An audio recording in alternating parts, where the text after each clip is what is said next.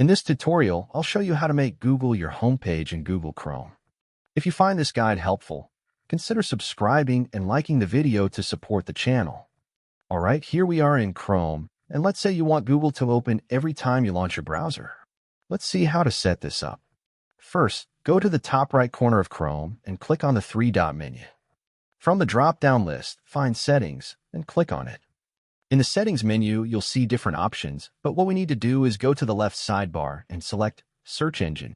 Now you'll see an option to change your default search engine.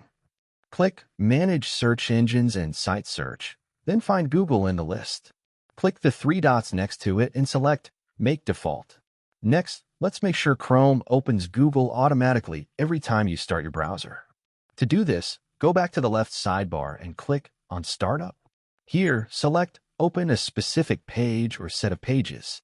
If Google isn't already listed, click Add a new page, type in google.com, and then press Add, and that's it. Now, whenever you open Chrome, Google will be the first thing you see.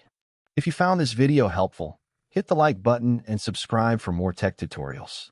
Have any questions? Drop them in the comments. I'll be happy to help. Thanks for watching.